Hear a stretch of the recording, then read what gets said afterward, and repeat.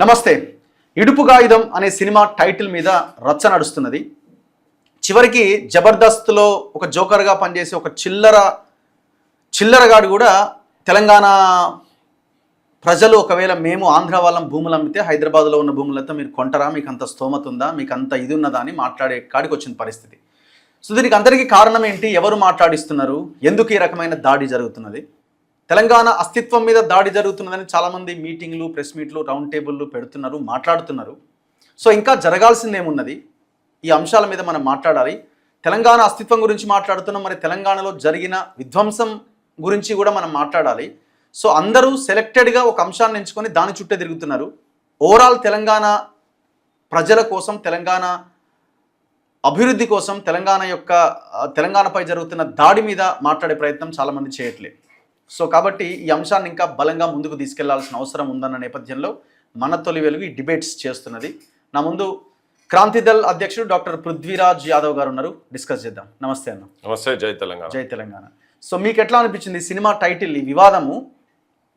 అంటే కొంతమంది ఏమంటున్నారంటే కావాలని ఎవడో ఒకడు సోషల్ మీడియాలో ఎవడో పెడితే దానికి ఇంత పెద్ద రచ్చ దేనికి అన్నది ఒక క్వశ్చన్. ఇదేమన్నా ఒక పార్టీనో, ఒక నాయకుడో, ఇంకెవరో బాధ్యత గల పదవిలో ఉన్న వాళ్ళు, బాధ్యత గల పోస్ట్లో ఉన్న వాళ్ళు చేయలేదు కదా, ఎవడో పెడితే దాని మీద ఇంత డిస్కషన్ ఎందుకు అన్నది ఒకటి. వాడోడో జబర్దస్త్ వాడోడో మాట్లాడింది మళ్ళీ. యాక్చువల్గా దీన్ని ఎవరో ఒక అతను పెట్టిన కోరంకి వెళ్ళి చూసేదానికన్నా దీని బ్యాక్గ్రౌండ్ ఏంటిది అనేది కొద్దిగా వెనుకకు పోవాలి. వెనుకకు పోతే ఇప్పుడు మనం నిన్న మొన్న జరిగిన సంఘటనలే చూసుకుందాం. ఒక పెద్ద మనిషి ఏమో తెలుగుదేశం పార్టీ పాలిట్ బ్యూరో సభ్యుడు మాట్లాడుకుంటా తెలంగాణ పదానికి డిక్షనరీలో అర్థం లేదు అంటాడు. అదే వేదిక మీద సేమ్ వేదిక మీద మళ్ళా మాట్లాడుకుంటా లోకేష్ ఏం చెప్తారంటే మా పార్టీని అండమాన్ తెలంగాణలో విస్తరిస్తామని చెప్పుడు ఒకటి.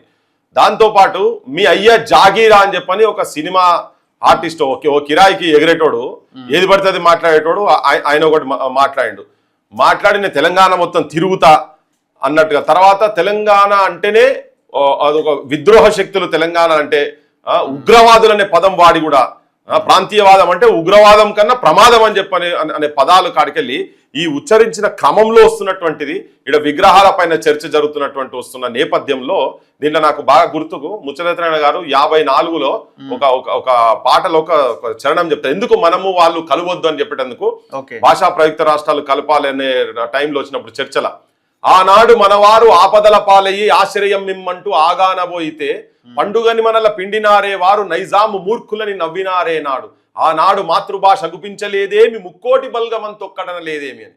ముక్కోటి బల్గమని మోసగిస్తారు, మాతృభాష ఒకటంటూ మాయ చేస్తారు, స్వార్థానికి ఎంతైనా సంతోష పెడతారు, నక్క జిత్తులను నమ్మి చిక్కకోయి వాళ్ళలోన అని చెప్పాడు. నేను చెప్పేది 1954లా ఇయ్యాలటి వరకు కూడా వాళ్ళు అప్పుడు ఎట్లయితే ఇండ్ల కిరాయిలు పెంచి మనలు వచ్చిందని చెప్పి దోపిడీ చేసుకుంటేందుకు ఎట్లయితే అక్కడ ఉన్న వాళ్ళు అప్పటికే ఇండ్లు బంగళాలు కట్టుకున్నటువంటి వాళ్ళు, డూప్లెక్స్ బంగళాలు కట్టుకున్నటువంటి వాళ్ళు ఎట్లయితే దోపిడీ తెలంగాణ ప్రజలు నిజాం ఇక్కడ సైన్యం గ్రామాల మీద విరుచుకుపడ్డ టైంలో ఆపదలలో పోయిన వాళ్ళకు ఇటువంటి అనుభవాలు జరిగినాయని చెప్పి ఈ అనుభవాల వల్ల మనస్తత్వం అట్లుంటది. అందుకనే నీకు నెహ్రూ కూడా ఎక్ మాసూము లడికి అన్నాడు చెప్పేటప్పుడు తెలంగాణ ప్రజలను ఒక అమాయకపు ఆడపిల్ల అని అన్నాడు. వాళ్ళేమో నట్కడు తుంటరి మోగోడు అని చెప్పని ఆంధ్రోళన కంపేర్ చేసిండ్రు. అంటే ఒక ముచ్చరత్న గారు కాదు, నెహ్రూ కూడా ఆ టైంలో అవగాహన ఉండే కదా. సో అట్లా వీళ్ళు ఎప్పటికైనా కానీ తెలంగాణ ప్రజలను చిన్న చూపే చూస్తారు. వీళ్ళు ఇక్కడికి వచ్చే వనరుల దోపిడీ చేసేందుకు మాత్రమే వచ్చింది తప్ప ఇక్కడ కలివిడిగా కలిసి ఉండాలి తెలుగు ప్రజలనే అనే భావనతో వీళ్ళు వచ్చిన వాళ్ళు కాదు అనేది స్పష్టం. అందుకనే ఇప్పుడు మాట్లాడే క్రమంలో కూడా ఒక చిన్న పదాన్ని వాళ్ళు డైజెస్ట్ చేసుకోలేకపోతారు. ఇప్పుడు నిన్న మొన్న ఇప్పుడు విగ్రహాలు ఎప్పుడైతే పెట్టుడు స్టార్ట్ అయిందో వాళ్ళు ఏమైందంటే ఆధిపత్యం వచ్చేసింది, మా చేతుల్లో ఉన్నది కదా అనేది. నేను మన పదం వాడిన ఈజ్ ఎ లాయల్ బ్రోకర్ అని లేదు, Revanth Reddy is a loyal broker అని చెప్పాను. ఓకే, ఆయన రూపంలో ఇప్పుడు అంటే రేవంత్ రెడ్డి ఉన్నా, చంద్రబాబు ఉన్నా, పవన్ కళ్యాణ్ ఉన్నా ఒకటే అనే లెక్కలు వచ్చేసేసిన వాళ్ళు. లాస్ట్ 10 కూడా తెలంగాణ పెద్ద ఒరిగింది ఏం లేదు. ఇప్పుడు ఇక్కడ తెలంగాణ ఉద్యమకారులకు ఆ కాలంలో అవమానం జరిగింది, 10 ఏళ్ల తెలంగాణ వచ్చిన తర్వాత ఇప్పుడు కూడా జరుగుతున్నది. కనీసం ఒక మినిమం ఎక్స్పెక్ట్ చేసేది ఏంటంటే ఈ ప్రాంతం గురించి, ఈ ప్రాంత స్వేచ్ఛ గురించి, విముక్తి గురించి కొట్లాడినటువంటి వాళ్ళు తెలంగాణ ప్రాంత ప్రజల వాయిస్ ఉన్నటువంటి వాళ్ళు కనీసం సావు చచ్చిపోయినప్పుడు ఈ తెలంగాణ వచ్చిన తర్వాత ఇక్కడున్న ముఖ్యమంత్రి వాళ్ళ పార్టీ పెద్దలో పోవాలనేది ఒక ఆకాంక్ష ఉంటుందా ఉండదా? నువ్వు కొండా లక్ష్మణ్ బాపూజీ చచ్చిపోతే పోకపోతివి, ఓకే, కేశవరావు జాదవ్ సార్ చచ్చిపోతే పోకపోతివి, రఘువీర్రావు గారు జర్నలిస్టు పెద్ద జర్నలిస్ట్ చచ్చిపోతే పోకపోతుంది. కానీ రామోజీరావు చచ్చిపోతే నీ కుటుంబం మొత్తం పోయి ఆడుంటది. లక్షనాగర్లతో దున్నుతానే రామోజీరావు 3 చెర్లను కబ్జా చేసిన రామోజీరావు చచ్చిపోయినప్పుడు నువ్వు పోతావు. నువ్వు వాడి బొంగమే తప్పులు పడతలేదు, నువ్వు దున్నలేదు, పోయి కాంప్రమైజ్ అను. కానీ రఘువీర్రావు దగ్గరికి అయితే రావాలి కదా. మొట్టమొదటి తెలంగాణ పత్రిక నేను చెప్తా నేను మొట్టమొదటి తెలంగాణ పత్రిక పెట్టినటువంటి జై తెలంగాణ పత్రిక ఎడిటరు, సంపాదకుడు, పబ్లిషరు అన్ని తననే అయి ఉండి నడిపినటువంటి ముచ్చర్ల సత్యనారాయణ గారు చచ్చిపోతే నువ్వు రావు, కేసీఆర్ రాడు, కేటీఆర్ రాడు, హరీష్ రావు రాడు, ఆఖరికి మా వరంగల్ జిల్లాలో అంతకుముందు బాగా సుపరిచితుడైనటువంటి మా మాజీ స్పీకర్ మధుసూదనాచారి గారు అతను వస్తాడు. నువ్వు ఎవరిని గౌరవించిన ఆఖరికి ఈ రంగుల డ్రామాలు వేసుకుంటూ తిరిగే నువ్వు హరికృష్ణ అట్లాంటి మరి ముచ్చరత్న గారు కూడా కృష్ణుడు పాత్రలు వేసిన ఆయనే, అప్పుడు మొదటి కృష్ణుడు ఆయన్నే. హరికృష్ణ చచ్చిపోతే పోతావు, హరికృష్ణ కొడుకు చచ్చిపోతే పోతావు. రామానాయుడు ఆయన పేరేంది, సురేష్ ప్రొడక్షన్స్ ఆయన రామానాయుడు చచ్చిపోతే నువ్వు పోతావు. హోంగార్డ్ లెక్క కట్టబట్టుకొని నిలబడ్డట్టు. ఆఖరికి కృష్ణ భార్య విజయ నిర్మల చచ్చిపోతే కూడా నువ్వు పోతావు, నువ్వు పోయినావు కేసీఆర్. సో అప్పటి నుంచే వీళ్ళకి ఏంటంటే తెలంగాణ వచ్చినప్పుడు కొద్దిగా స్టార్టింగ్ లో వాళ్ళు కొంచెం భయంతో ఉండే. ఎప్పుడైతే పోయిన ప్రభుత్వం అంతా కాంట్రాక్టర్లు వాళ్ళే కదా, మేఘా కృష్ణారెడ్డికి వెళ్ళి మాట్లాడితే దోపిడీ చేసిన వాళ్ళు మొత్తం వాళ్ళే. ఇవాళ అందుకనే వాళ్ళే ధైర్యంగా చెప్తున్నారు కదా, కాంట్రాక్టర్లు ఓడున్నాడు అని చెప్పి పవన్ కళ్యాణ్ అంటూ చెప్తున్నాడు కదా, వాడు చెప్తున్నాడు కాంట్రాక్టర్ మా వాళ్ళే కదా అని. సో నువ్వు ఇక్కడ కాంట్రాక్టర్లు కూడా ఎక్కువ ఎంకరేజ్ చేసిన పాప వాళ్ళే కదా. సో అప్పుడు జరిగింది. ఇప్పుడు రేవంత్ వచ్చిన తర్వాత ఇంకా మితిమీరినాక ఇప్పుడు వాళ్ళకు కూడా అట్లా మాట్లాడేటోళ్ళకు కూడా ఒక చిన్న సినిమా గురించి ఒక కామెంట్ అంటే, నువ్వు తెలంగాణలో మేధావులను తిడితివి, అమ్మలు, అయ్యలు, భార్యలు, బిడ్డలు, చెల్లెన్లు అందరిని వరుసపెట్టి తిట్టిరు మొత్తం తెలంగాణ పేరు చెప్పి. అప్పుడు నిజామోనికి బానిసలు అన్నావు, ఇప్పుడు మన అమ్మాయిలు నిజామోళ్ళ దగ్గర పడక షేర్ చేసిరని అని మెసేజ్లు ఇచ్చినాక కూడా ఒక యాక్షన్ తీసుకోలేదు కదా. అందుకే బ్రోకర్ అని చెప్తున్నా నేను రేవంత్ రెడ్డిని, కడుపు గాలి మాట్లాడుతున్నా. ఇక్కడున్న ప్రతి ఒక్క తల్లిని తిట్టిపించిండు కదా, ఒక్కరి మీద యాక్షన్ తీసుకున్నాడా? ఇప్పటిదాకా కంప్లైంట్లు ఇస్తే కూడా తీసుకోలేదు కదా. సో వాళ్ళకి ఏమైపోయిందంటే వాళ్ళు రెచ్చిపోతున్నారు. ఇక ఎవడేం చేయలేడు మనని నోటికి ఎంతో సంత ఇష్టం వచ్చినట్టుగా మాట్లాడకాడికి నేపథ్యం అది నువ్వు అక్కడి నుంచి వస్తున్నది కదా. కానీ ఇదంతా వీళ్ళ మనస్తత్వం మొత్తం ఇట్లనే ఉంటుందని చెప్పని మొదలే చెప్పారు ముచ్చరత్న గారు అసలు చెప్పారు. కానీ వచ్చిన తర్వాత జరిగింది ఏంది, ఇదంతా కంట్రోల్ కావాలి కదా.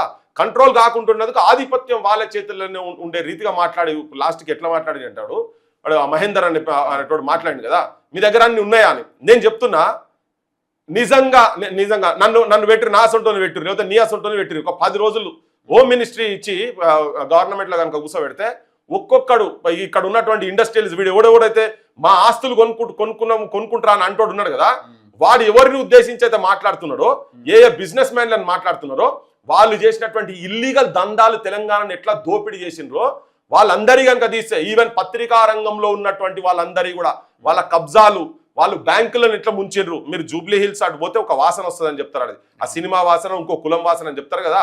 వాళ్ళని చూసుకునే వీళ్ళందరూ మురిసేది మొత్తం వీళ్ళు చేసిన ప్రతి రియల్ ఎస్టేట్ దందాలలో స్కామ్లు ఉన్నాయి.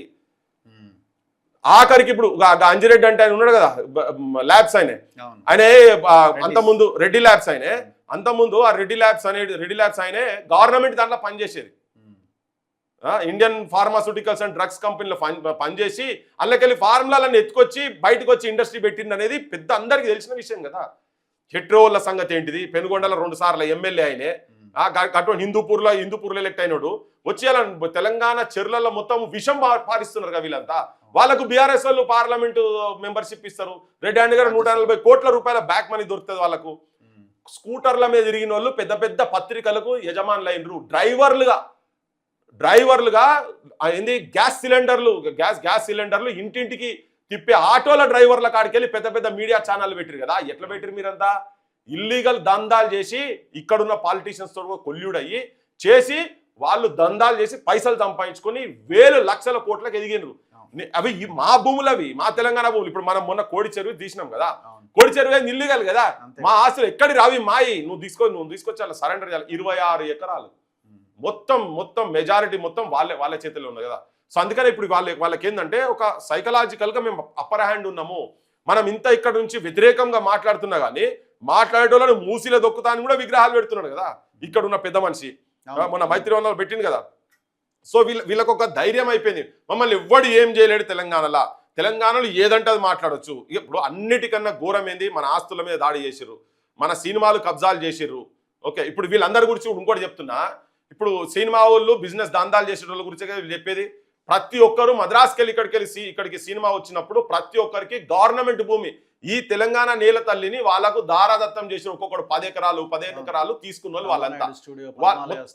అన్ని ఈవెన్ ఎన్టీఆర్ స్టూడియోల కాడికెళ్ళి, నాగేశ్వరరావు ఉన్న ఇల్లు కాడికెళ్ళి మన భూములను తీసుకొచ్చి పెట్టి ఇవాళ వాళ్ళవన్నీ ఆ స్టూడియోలు ఆ సినిమా రంగానికి ఎట్లా అభివృద్ధి చెందాలో దానికి వాడాల్సిన పని వదిలిపెట్టి వాళ్ళు కమర్షియల్ దందాలు చేస్తున్నారు కదా వాళ్ళకి వచ్చిన తర్వాత. సో ఇవన్నీ వాళ్ళు అట్లా సంపాదించుకున్న పైసలే వాళ్ళు చూసే. ఇప్పుడు వాళ్ళు కూడా ఒక్కరు కూడా ఇప్పుడు ఒక పలాని సినిమా గురించి ఒక ఇడుపు కాగితం అనే వచ్చింది కదా, ఒక్క లీడర్ అన్నా కానీ ఈ ఇడుపు కాగితం పక్కకు పడేద్దాం, ఒక్క లీడర్ అన్నా కానీ అరే మీరు ఎందుకు అట్లా వీళ్ళని తెలంగాణ పేరు పెట్టి మీరు నాగేశ్వర్ను ముండగొడుకు అంటాడు, పాశం యాదగిరిని ముండగొడుకు అంటారు, నన్ను ముండగొడుకు అంటారు, నిన్ను అంటారు, అందరిని అంటారు కదా. ఒక్కడన్నా బయటికి వచ్చి చిరంజీవి అంటోడు కావచ్చు, వాడు నాగార్జున అంటోడు కావచ్చు, నేను ఫస్ట్ రోజు మాట్లాడినప్పుడు మర్యాదగా మాట్లాడి ఇలా వాడు వీడని మాట్లాడాల్సి వస్తుంది, మహేష్ బాబు అంటోడు కావచ్చు. అరే ఒక్కడన్నా బయటికి వచ్చి తెలంగాణ తల్లులను తెలంగాణ బిడ్డలను మీరు ఆ పదజాలంతో మాట్లాడదని ఒక స్టేట్మెంట్ ఇచ్చిండా? గుండె రగిలి కాలి మనము ప్రెస్సులు పెట్టి ప్రతి ఒక్క దగ్గర మాట్లాడుతుంటే ఒక్కడన్నా బయటికి వచ్చి అంటుండా? అగో వీళ్ళందరూ ఒకటే, ఈ మంద మొత్తం దోపిడీ చేసేందుకు వచ్చినటువంటి మంద. ఒక ఇండస్ట్రియలిస్ట్ అన్న ఉల్టా వాళ్ళు బూతులు తిడుతుంటే కొన్ని రెగ్యులర్ మెయిన్ స్ట్రీమ్ ఛానళ్ళు లైవ్లు పెడుతున్నాయి, అవి క్లిప్పులు కట్ చేసి పెడుతున్నారు. కానీ ఆ భాష మీరు వాళ్ళ తల్లుల గురించి, వాళ్ళ అమ్మల గురించి, అక్కజల్లెల గురించి మాట్లాడొద్దని ఇయ్యాలని వరకు కూడా అనలే. ఈవెన్ వాళ్ళు పవన్ కళ్యాణ్ అంటోడు కూడా ఆ బూత్ మాట్లాడిన వాళ్ళని ఎంబడి పెట్టుకొని మాట్లాడుతున్నాడు ఇంకా ప్రెస్ మీట్లల్లో. ఇప్పటికీ అదే విషపు సర్పాలు, వీళ్ళంతా విషపు సర్పాలు. ఒక్కడు మాట్లాడతలేడు కదా. ఇది ఇవాళ ఓవర్నైట్ వచ్చిందైతే కాదు, ఇదంతా ఇది ఇంకా పెరగాల్సిన అవసరం ఉంది. ఎవడెవడైతే దోపిడీ చేస్తున్నాడో, ఇక్కడికి వచ్చి ఎవడు దోపిడీ చేస్తున్నాడు, ఇక్కడ ల్యాండ్స్ మీద ఎవడు దోపిడీ చేస్తున్నాడు, ఇక్కడ ఇనుపరాతి గుండ్లు పెద్ద పెద్ద గుట్టలు వీటన్నిటిని ఎవడు విధ్వంసం చేస్తున్నాడు, కోల్ బెల్ట్ లో వచ్చి మొత్తం ఆఫీసర్లుగా ఎవడు జాయిన్ అయ్యింది, ఇక్కడ కింద బాయిలలో ఎవడు పని చేస్తున్నాడు, బాయి మీద ఉండి మేనేజర్ల పోస్టులలో ఉండేటోళ్ళు, జనరల్ మేనేజర్ల పోస్టులు ఉండేటోడు ఎవడు, బొగ్గు ఇక్కడికి వెళ్ళి ఎవడు తరలించుకోబోతున్నాడు. మన నల్ల బతుకులు అవుతున్నాయి, వాళ్ళే తెల్ల బతుకులు అవుతున్నాయి వాళ్ళే. ఇవన్నిటి మీద కూడా రేపు ఈ విధ్వంసం మీద కూడా రేపు చర్చ జరగాల్సిన అవసరం ఉంది. ఇది ఒక మంచి తరుణం యాక్చువల్గా. ఇప్పుడు మీరు ఇంతకుముందు ఒక విషయం తీసారు, కొంత ఈ చర్చ జరుగుతుందని. వాస్తవం కూడా మొన్న కొన్ని మీటింగ్లలో ఇక్కడ కొంతమంది మొన్నటిదాకా ఈ 10 ఏళ్ళు తెలంగాణకు జరుగుతున్న విధ్వంసంలో భాగస్వాములైనటువంటి రాజకీయ పార్టీకి సంబంధించిన మేధావులు కూడా ఇప్పుడు పాయింట్ ఎక్కడ వస్తుందంటే, తెలంగాణ ఉద్యమంలో మూమెంట్ జరిగింది, దాన్ని ఒక పెద్ద ఇదిగా తీసుకొచ్చారు. ప్రజల మూమెంట్ తోటి ఒక కొండను తయారు చేసి ఆ కొండ మీద మీరు అందరు తీసుకెళ్లి కేసీఆర్ని కూర్చోబెట్టారు. అంటే మీరంటే మొత్తం ప్రజలు కూడా ఇందులో భాగస్వాములే నమ్మిరు. సో దాని తర్వాత 10 ఏళ్ళు అయిపోయింది, ఆ 10 ఏళ్ళు మొత్తం అవతల వాళ్ళకే ఊడిగం చేసినారు, అది అయిపోయింది, ఈయన కాదని చెప్పి ఇప్పుడు కాంగ్రెస్ని ఆ గుట్ట మీద కూర్చోబెట్టారు. మళ్ళీ జరుగుతున్నది అదే. మళ్ళీ ఇప్పుడు ఇది తీసుకొని మళ్ళీ ఎవరు చేతులు పెడతారు, ఇప్పుడు ఎవరిని కూర్చోబెడతారు అక్కడ అన్నది కదా పాయింట్. 100. అయితే ఇప్పుడు ఇక్కడ వైపున్న మేధావులేమో ఇటు సైడ్ రావాలన్నది వాళ్ళ ప్రయత్నం, ఇటు కాంగ్రెస్కి అనుకూల మేధావులేమో ఇటు రావాలన్నది వాళ్ళ ప్రయత్నం. ఎవరి దారి వాళ్ళకు ఉన్నది, ఎవరి ఎజెండా వాళ్ళకు ఉన్నది. ఈ ఎజెండాలో పబ్లిక్ లేరు అన్నది నా పాయింట్. Yes, 100% correct. ఈ లొటపీస్ గాన్లు మేధావులు అంటే వాళ్ళు ఎవడైతున్నారో, వీరు అదే బీఆర్ఎస్ కు సపోర్ట్ ఉండి బీఆర్ఎస్ లో పదవులు అనుభవించి బీఆర్ఎస్ లో ఎమ్మెల్సీలు అయిన వాళ్ళు, బీఆర్ఎస్ లో శాఖలకు అధిపతులు అయిన వాళ్ళందరేమో మళ్ళీ బీఆర్ఎస్ వస్తే మాకేమైనా బతుకుదోరు దొరుకుతుంది అనే పిచ్చపోళ్ళు వీళ్ళు తయారైన. వీళ్ళు కాంగ్రెస్ సైడ్ ఉన్నటువంటి మేధావులు కూడా వాళ్ళు కట్టినారు. వాస్తవంగా నేనైతే ఎన్నడూ కేసీఆర్ సపోర్ట్ చేయలేదు. ఎందుకు చేయలేదంటే వ్యక్తిగత ద్వేషం ఏం కాదు, ఆయన తెలంగాణకు వ్యతిరేక శక్తి అని ఏం చేయడానికి ఉద్దేశంతో చేసినా అవన్నీ జనం కూడా క్లియర్ కట్ గా చూపించారు. ఇప్పుడు కూడా మళ్ళీ ఒక ప్రయత్నం జరుగుతున్నది. ఇప్పుడు ఇది ఏంటంటే ఈ వాక్యూమ్ ఉన్న సిచ్యువేషన్లలో మళ్ళా ఆయన పెదవాణి వస్తేనే అవుతుంది అనేది ఒక సెక్షన్ ఆఫ్ ఇంటెలెక్చువల్స్ స్టార్ట్ అయింది. మళ్ళా కేసీఆర్ అయితేనే ఉంటాడు. కేసీఆర్ అయితే ఇప్పుడు సావుల గురించి అన్ని చెప్పినా కదా, ఏ ఇండస్ట్రీ ఎవరిని ఆపిండు, నారాయణ ఆపిండా, శ్రీ చైతన్య ఆపిండా, మొత్తం కార్పొరేట్ కాలేజీలు కిందాక పోయినాయి కదా, మొత్తం ప్రైవేట్ యాజమాన్య భూములు 25 లక్షల ఎకరాల గవర్నమెంట్ భూమి ఎవరి చేతులకు పోయింది, అది తీయాలి కదా. నీ ఫామ్ హౌస్ లేని 25 లక్షల ఎకరాలు ఈ భూమి అయితే అడవి భూమి పోయింది. ఆ తర్వాత గుడిల భూములు పోయినాయి, 5-6 లక్షల అడవి భూమి పోయింది, 40 ఎకరాల దాకా దేవుని భూములు పోయినాయి, ఎండోమెంట్ల భూములు పోయినాయి. ఈ విధ్వంసం అంతా బయట దాని మీద చర్చలే, దాని మీద మాట్లాడరు. మనం కోడి చెరువు గురించి పోతే కోడి చెరువు గురించి మాట్లాడు, మళ్ళా పెదవాణి చేస్తేనే మళ్ళీ ఇదంతా ఆగుతాను. నేను వీళ్ళకి నేను అడగదలుచుకున్నా. ఇప్పుడు మొన్నటి మీటింగ్లో వచ్చి కొంతమంది మాట్లాడుతున్నటువంటి వాళ్ళని అడగదలుచుకున్నా. పెద్ద పెద్ద పోయట్స్ రైటర్స్ అని చెప్పి వాళ్ళు అంటున్నారు కదా. అయ్యా నువ్వు అడుగుతున్నావు, నువ్వు చంద్రబాబు నాయుడును పక్కకు పెట్టుకొని తెలంగాణ పదానికి అర్థము లేదు డిక్షనరీలా అని చెప్తే ఒక్కడన్నా మాట్లాడలేదు, ఒక్క నోరన్నా లేవలేదు, దాని తర్వాత కూడా లేవలేదని మనం ఫస్ట్ మాట్లాడినాం.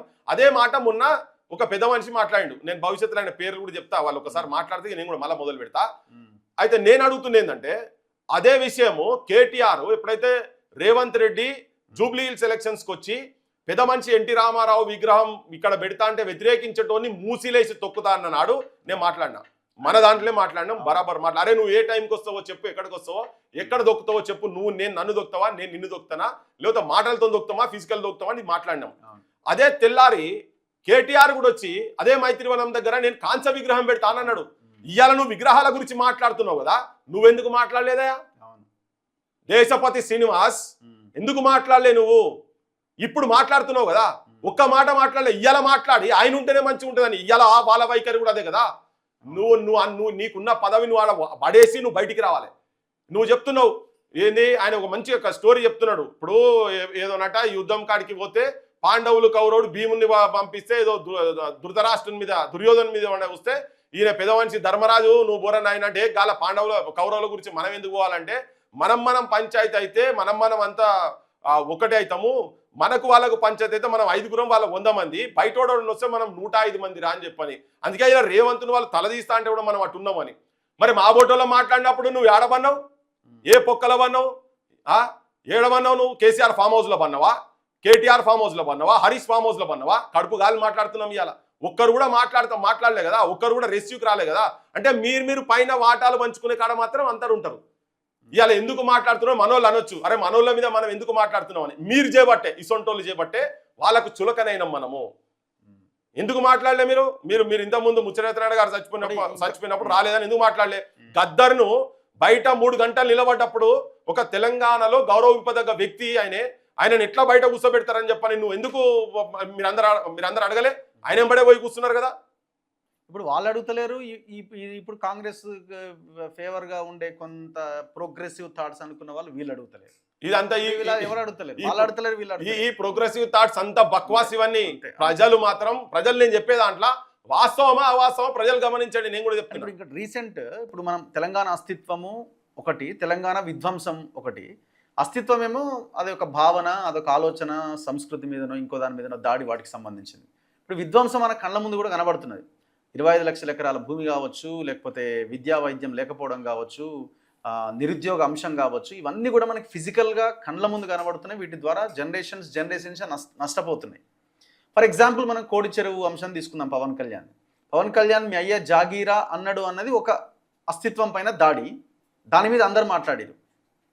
అసలు పొన్నం ప్రభాకర్ లాంటి కాంగ్రెస్ మంత్రి మాట్లాడిండు, అవతల బీఆర్ఎస్ నాయకులు మాట్లాడారు, అందరూ మాట్లాడారు, బాగానే ఉంది. పవన్ కళ్యాణ్ కోడి చెరువు కబ్జా పెట్టిండు 10 ఎకరాల భూమి అంటే పొన్నం ప్రభాకర్ కాంగ్రెస్ మాట్లాడదు, అటు బీఆర్ఎస్ ఆ మేధావులు మాట్లాడరు, ఇంకే పార్టీ కూడా మాట్లాడదు. అంటే అది ఫ్రీగా వచ్చింది. అది ఏం మాట్లాడినా మనకేం నష్టం లేదు కదా అన్నది ఒక భావన. ఇది ఏమో భూమిది ఫిజికల్గా. ఇక్కడ ఒకటే, వీళ్ళందరూ ఒకటే.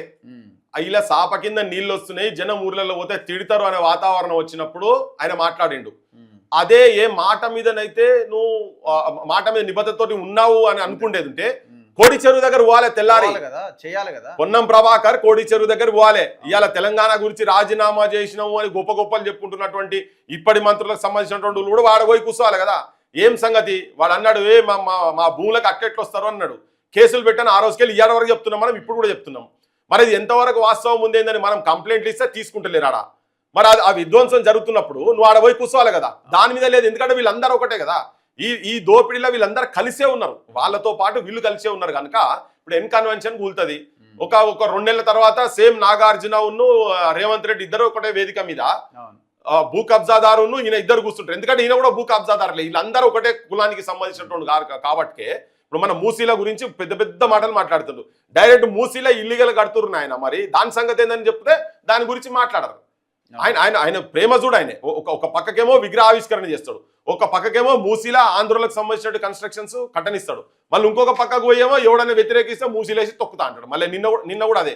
ఈ తొక్కుడేందో, తొండలేందో, ఈ కథ ఏందో, ఈ లాగులేందో, అలా వారేసుడేందో నాకైతే అర్థమవుతలేదు. కానీ జనం మాత్రం ప్రతిదీ అబ్జర్వ్ చేస్తున్నారు. ఇప్పుడు మీరు చూడండి, చంద్రబాబు నాయుడిని కార్నర్ చేస్తారు. చంద్రబాబు నాయుడు తెలంగాణ మీద దాడి చేస్తున్నంటారు. అదే తెలుగుదేశం పార్టీ నాయకుడికి చెందిన శ్రీ చైతన్య నారాయణ ఈ స్కూల్ కాలేజీల మీద మాట్లాడతారా పార్టీలు? వీళ్ళందరూ అది ఫిజికల్ గా కనబడుతున్నాయి కదా, అది విధ్వంసం కదా, భయంకరమైన విధ్వంసం కదా. అది ఫిజికల్ గా ఎటువంటి విధ్వంసం అది? ప్రతి ఊర్లోకెళ్ళి నారాయణ శ్రీ చైతన్యలో చదువుతున్నారు అంటే ప్రతి ఊర్లోకెళ్ళి ప్రతి అందులో చదువుతున్న ప్రతి కుటుంబం దగ్గర వీళ్ళు దోపిడీ చేస్తున్నారు. మళ్ళీ ఆ కాలేజీలు కూడా ఏంటి, వాడు 10 కాలేజీల పర్మిషన్ తీసుకొని 100 కాలేజీలు నడుపుతాడు. ఇల్లీగల్ కాలేజెస్ అని అన్ని తెలిసిన తర్వాత కూడా యాక్షన్ ఎందుకు జరుగుతలేదంటే ముఖ్యమంత్రి ఆపోజిషన్ పార్టీలు అందరూ వాళ్ళతోని కలిసి ఉన్నారు, వాళ్ళ దాంట్లో వీళ్ళకి వాటాలు ఉన్నాయి కాబట్టి జనం ఇబ్బంది పడుతున్నారు, జనాన్ని నాశనం పట్టిస్తారు. అందుకని ఇప్పుడు ప్రైవేట్ యూనివర్సిటీలో కూడా అంతే కదా, యూనివర్సిటీలు ఉస్మానియా కూడా ఖతం అయిపోతుంది, కాకతీయ ఖతం అయిపోతుంది. ఇలా ఉద్యోగాలు అన్నావు నువ్వు, 80% ఉద్యోగాలు ప్రైవేట్ కంపెనీలలో బయటికి వెళ్ళి వచ్చిన వాళ్ళకి కూడా రిజర్వేషన్స్ పెడతామని నీ మేనిఫెస్టోలో పెట్టినావు కదా, ఇలా ఎందుకు ఇస్తలేవు? మరి కంపెనీలన్నీ తెలంగాణలో లేవు, ఇక్కడ ఎక్కువ మొత్తం బయట ఆంధ్రలో ఉన్నాయి, నార్త్ ఇండియా సమావేశంలో ఉన్నాయి, దాంట్లో వీళ్ళు వాటాలు ఉన్నాయి పర్సెంటేజ్లు. మీరు మమ్మల్ని ఇవన్నీ ఏమడగకు, వాటాలు తీసుకుంటారు. అందుకని ఈ విధ్వంసం ఎవరు జరుపుతున్నారు, దీంట్లో భాగస్వామ్యం మనలో ఎంతున్నది ఉంటే మనలో క్లారిటీ వస్తుంది. దీని మీద రౌండ్ టేబుల్ పెట్టాలి. ఈ విధ్వంసం మీద కూడా రౌండ్ టేబుల్, అస్తిత్వం ఎంత ముఖ్యమో ఆ దాడి, ఈ జరిగిన విధ్వంసం కూడా అటువైపు నుంచి జరిగిందే కదా. 100% ఒక 2-3 రోజులనే దీని మీద రౌండ్ టేబుల్ పెడతాం, తెలంగాణ క్రాంతి దళ తరఫుకెళ్ళి పెడతాం. నీళ్లకు నీళ్లు పాలకు పాలు, ఏ టైంలో ఎవరెవరు చేతులల్లా ఎట్లెట్లా పావులుగా వ్యవహరిస్తున్నారో తెలంగాణ ప్రజలకు తేటతెల్లమై తెలియాలి. అది ఎట్టన్నా కానీ కొంతమంది ఫ్యాన్స్ ఉండొచ్చు, వాళ్ళ ఫ్యాన్స్ ఏ పొలిటికల్ పార్టీల ఫ్యాన్స్ ఉండొచ్చు, కానీ వాస్తవాలు మాత్రం ప్రజలకు తీసుకుపోయే ప్రయత్నం క్రాంతి దళగా చేస్తాం. ఈ 2-3 రోజుల్లో పెడతాం.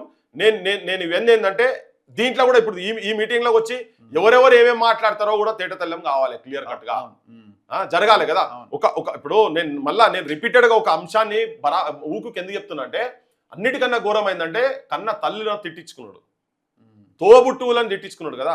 గావి మాట్లాడినాక కూడా వీళ్ళు ఒక పార్టీగా ఈడ తెలంగాణ తెచ్చినాం మేమే, మేము కొట్లాడి పట్టుకొచ్చినాం, సాగు నోట్ల తలకాయ పెట్టినాం అన్నోళ్ళు బయటికి వచ్చి దాని మీద ఒక ఉద్యమం తయారు చేసే సీన్కి రావాలి కదా. ఎవరి ఇళ్లలో వాడు కూర్చొని ఎక్కడో టైంపాస్ కానప్పుడు ఒక 2 స్టేట్మెంట్లు ఇచ్చి వదిలేసుడు తప్ప మన సొంతలం క్షేత్రంలో కింద తిరిగి మనం ఒక్కొక్కరిని మాటలు అంటుంటే భరించలేక నిద్రలు పోలేక యూనివర్సిటీ పిల్లల కాడికి వెళ్ళి తిట్టిపిస్తుంటే కూడా వీళ్ళు ఎవరు మాట్లాడతలేరు, పైన మొత్తం ఒకటే ఉన్నారు. వీళ్ళందరిది కూడా ఎవరెవరు గత ప్రభుత్వం చేసినటువంటి కథ ఏంది, వాళ్ళు వీళ్ళకు ఎంత మంచిగా చేదోడు వాదోడుగా ఎంత ఉన్నారో ఇప్పుడున్నటువంటి వాళ్ళు కూడా ఎంత ఉన్నారో ఇదంతా తరోగా ఎక్స్పోజ్ బరాబర్ చేద్దాం. ఒక 2-3 రోజులల్లా రౌండ్ టేబుల్ పెట్టినప్పుడు ఎక్స్పోజ్ చేద్దాం దాన్ని. సో ఇప్పుడు ఈ టోటల్ ఈ రకమైన ఆలోచనకి కారణం ఏంటని మీరు అనుకుంటున్నారు? అంటే వాళ్ళు ఆ రకంగా మాట్లాడడానికి, ఈ రకమైన దాడి చేయడానికి ఇప్పుడు ఇక్కడున్న గవర్నమెంట్ ఏం చేస్తున్నది, అసలు వాళ్ళ ఆలోచన ఎట్లా మీకు కనబడుతున్నది? ఇప్పుడు రీసెంట్ డేస్లో నిన్న ఒక జీవో వచ్చింది, మొన్న రెరా చైర్మన్గా శ్రీనివాసరాజు, ఆయన తెలంగాణకు సంబంధం లేదు, ఆయన నియమించారు. సో అండ్ సంజయ్ జాజు అని ప్రభుత్వ ప్రధాన కార్యదర్శిగా ఢిల్లీకి డిప్యుటేషన్ మీద పోయిన ఆయనని 10 ఏళ్ల తర్వాత తీసుకొస్తున్నారు. రామకృష్ణారావు అనేటానికి మళ్ళీ ఎక్స్టెన్షన్, అంటే రిటైర్ అయిన తర్వాత ఆయన సిఎస్ పదవి పోగానే ఇప్పుడు ఆయనకు ఒక సపరేట్ ఒక వ్యవస్థనే ఏర్పాటు చేసి దానికి చైర్మన్ చేసినారు. ఇంకెవరినో ఇంకో వేముల శ్రీధర్ సంథింగ్ ఎవరో ఆయన రిటైర్ అయితే ఆయనకి ఇంకొక పదవి ఇచ్చినారు. అంటే ఎటుపోతున్నది ఇప్పుడు ఆంధ్ర? ఇప్పుడు మనం మాట్లాడితే శ్రీనివాసరాజు అనే వ్యక్తికి తెలంగాణకి ఏం సంబంధం? ఆయన్ని రెరా చైర్మన్గా చేసినారు. ఇప్పుడు ఇవన్నీ వాళ్ళకి కనబడుతున్నప్పుడు ఇది మన గవర్నమెంట్ అనే ఆలోచనలో వాళ్ళు కూడా ఉన్నట్టున్నారు. 100%. ఇప్పుడు ముఖ్యమంత్రి ఉంటే మంత్రులకు పిఎస్లను పిఏలను ముఖ్యమంత్రి ఎవరు చెప్తే వాళ్ళే చేసుకునేది. ఇంతకుముందు ఎన్టీ రామారావు క్యాబినెట్ అట్లనే ఉండే, చంద్రబాబు క్యాబినెట్లో కూడా సేమ్ అదే పద్ధతి. ఇప్పుడు ఇక్కడ లోకల్ నుంచి తెలంగాణ నుంచి వరంగల్ నుంచి మంత్రి అయ్యింది అనుకుందాం, లేదు నల్గొండ నుంచి మంత్రి అయ్యిండు, ఆయన పిఎస్ మొత్తం ముఖ్యమంత్రి మనిషే, ఎందుకంటే ప్రతి ఒక్కటి ఈయన ఏం చేస్తున్నా మంత్రి వాళ్ళకి తెలవాలి. అట్లా ఇప్పుడు ఈ ముఖ్యమంత్రికి కూడా ఈ ముఖ్యమంత్రి ఏ చీఫ్ సెక్రటరీని పెట్టుకోవాలన్నా కానీ ఏ దేనిలకు ఎవరెవరికి ఏం పదవులు ఇవ్వాలా కానీ డైరెక్షన్ మొత్తం చంద్రబాబు అండ్ ఢిల్లీ నరేంద్ర మోడీ దగ్గరికి వెళ్ళి వస్తుంది, కాంగ్రెస్ రాహుల్ గాంధీ దగ్గరికి వెళ్ళి వస్తలేదు. సో అందుకనే వాళ్ళందరూ ఒకటైన ములాఖాత్ అయినరు, దొంగలు కలిసి ఊరు పంచుకుంటున్నట్టుగా. ఇప్పుడు వాళ్ళందరికీ ఒక అభిప్రాయం ఎట్లొచ్చిందంటే, వాళ్ళు ఎవరు చెప్తే వాళ్ళకే కదా, నీకు ఇక్కడ పని కావాలంటే నీకు అమరావతి పోతే అవుతుంది, లేకపోతే జూబ్లీ హిల్స్ చంద్రబాబు నాయుడు ఇంటికాడికో పవన్ కళ్యాణ్ ఇంటికాడికో పోతే అవుతుంది. క్లియర్ కట్ గా ఆయన వచ్చి కూడా మోడీ కూడా వచ్చి వీళ్ళిద్దరి దగ్గరికి కదా పోయింది, పవన్ కళ్యాణ్ చంద్రబాబు దగ్గర పోయింది కదా. It is a clear message. ఇంకొకటి ఏంటంటే, వాళ్లకు ఆంధ్ర ఇక్కడ వచ్చి ఉంటున్నటువంటి వాళ్లకు తెలంగాణ ప్రజల మీద కానీ ఈ తెలుగు భాష అనేది ఎంత బక్వాస్, వీళ్ళ మీద ప్రేమ ఉన్నది అనేది ఉట్టి బక్వాస్. తెలంగాణ జనం మీద వాళ్ళు ఎప్పుడు అక్కసే ఉంటుంది, విషం కక్కుతూనే ఉంటారు వాళ్ళు, విషం సర్పాలు వాళ్ళు ఇక్కడ వచ్చి దోపిడీ చేసేటోళ్ళు. వాళ్ళకేమున్నది అంటే హైదరాబాద్ మీద వాళ్ళకు మమకారం, ప్రేమ హైదరాబాద్ మీద.